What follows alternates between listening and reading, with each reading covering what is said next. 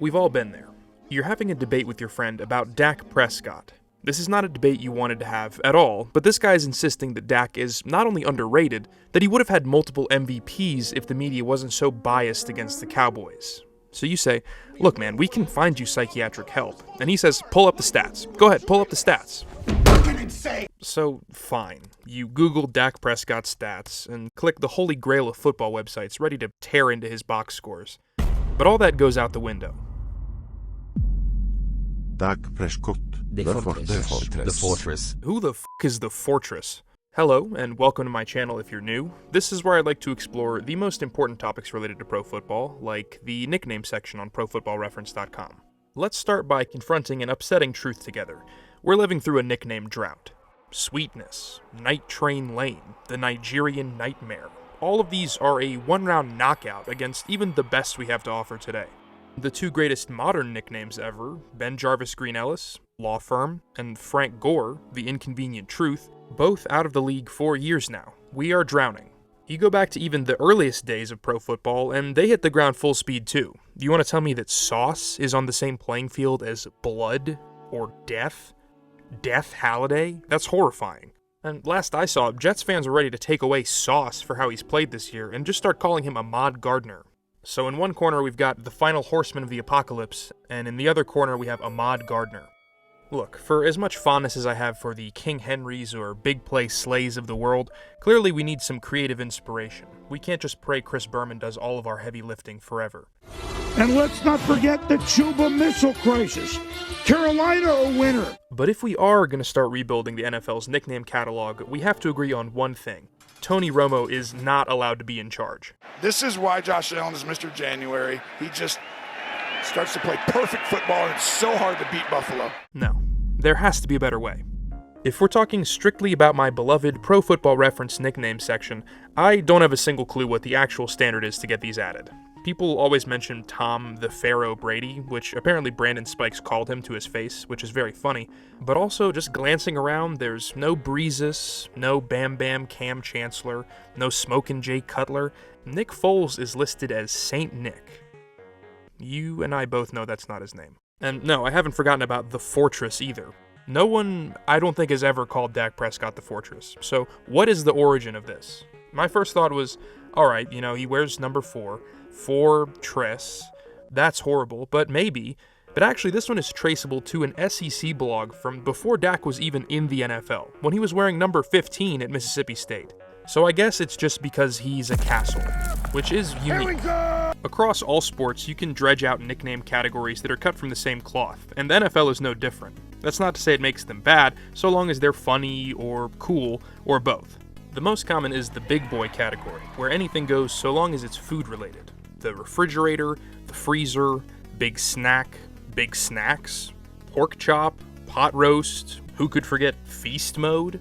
All of these gentlemen were 300 plus pounds, and while their nicknames do inherently poke a little fun at that fact, it is out of love, which is not always the case. Players can end up with injury-prone nicknames like Fragile Fred Taylor or Chris Chandler, the Crystal Chandelier. Jared Lorenzen was infamously the Hefty Lefty or Pillsbury Throwboy for his own weight issues. And for some reason, Patrick Mahomes has Fatrick listed in his nickname section. From what I've seen, there's not even really like an origin story attached to this. Some guy just called him Fatrick, being a dick, and now it's on his football reference page. Side note, we've got to get Mahomes some better nicknames. The Gunslinger is taken, Magic Man is a stripper name, but I mean, if anybody's going to carry the mantle as a biblical harbinger, I think it needs to be this guy. Getting a positive nickname to stick is pretty difficult, but locking down a negative one is even harder. Trent Edwards was blessed with Captain Checkdown. If we navigate over to Matt Hasselbeck's page, you can see they have him listed as Mr. August. That one's actually really good. If you want straight up mean though, there are 2 instances of a defensive back being listed as Toast. Imagine your grandson going to Google your NFL stats, and he finds out they used to call you Toast Jenkins. Yeah, mean nicknames have the most punch, but there are some other wells to go back to. You got Religion, the Mormon Missile, or the Holy Trinity, Touchdown Jesus, Clipboard Jesus, Purple Jesus. There's always the classic race plus noun combo, Black Santa, White Lightning, the pass rush duo of Black Lightning and White Thunder. Height is another very easy one. Lightning Bug for Darren Sproles was pretty great. Mark McMillan, the Mighty Mouse. Tavon Austin, the Pocket Rocket. Too Tall Jones has bare minimum effort put behind it. But are you going to tell me it's wrong? On a somewhat similar note, there are a lot of big daddies throughout NFL history. No, this isn't that kind of video, but if you come into the league at 6'3 plus and more than 280 pounds, you do have about a 2 in 3 chance your nickname will either be something from a potluck or just Big Daddy. Pursuit is what separated Daddy from other defensive linemen in the 50s. Now, the human bowling ball, that's an all-time great height-weight nickname. Anybody below the age of like 40 will tell you that is 100% Mike Tolbert, but he does have a predecessor from the 1970s named Don Nottingham, who had that same nickname. If you do want to talk about copycats, Calvin Johnson almost single-handedly created an entire nickname category on his own, consisting of just Transformers. Now, Megatron is inarguably one of the best nicknames ever, but then you have the sequels.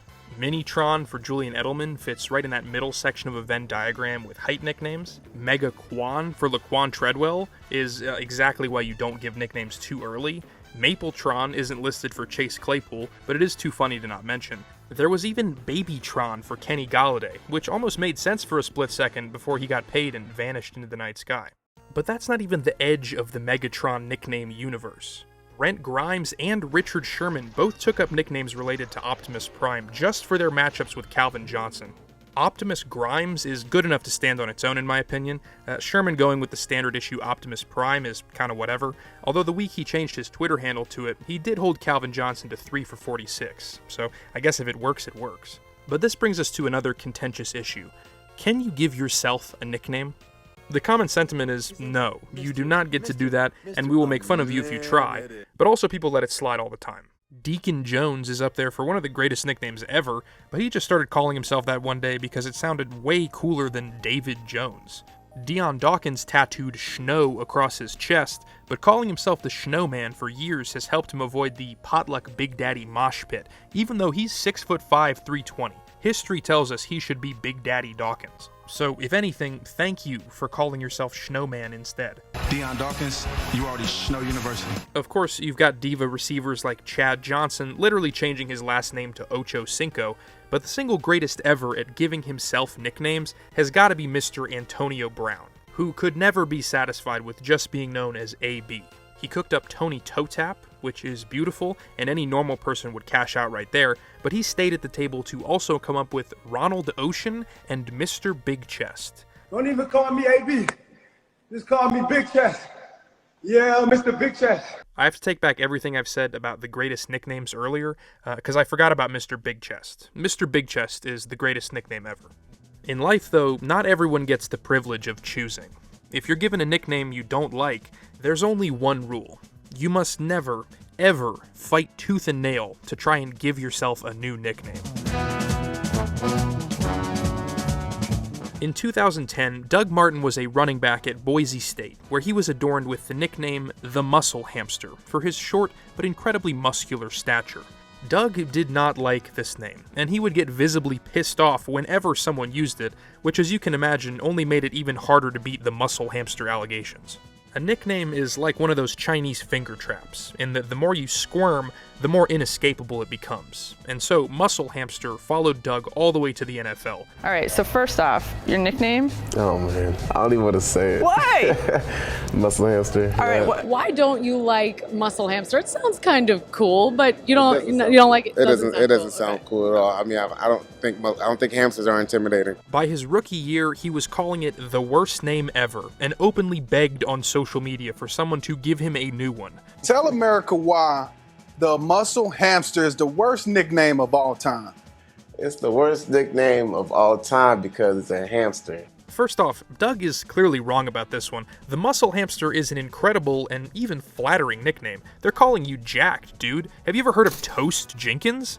But Doug just could not let this go. A full 3 years later, he even resorted to telling everyone that he had selected the Duggernaut to be his new nickname, and even scolded the NFL Twitter account for using his old one.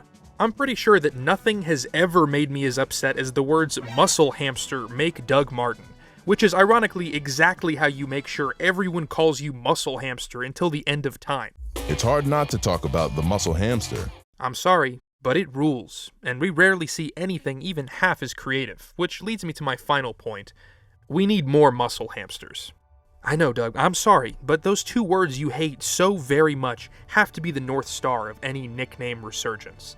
We need more honey badgers. We need more skinny Batmans. Skinny Batmen? I don't know. But football is way more interesting with nicknames that have personality. When you look through NFL history, that's what sticks, so get creative with it.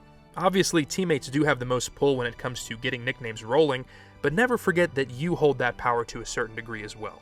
Because if this one guy can stick the Fortress on Dak Prescott's Pro Football Reference page forever, then damn it, you can do the same thing.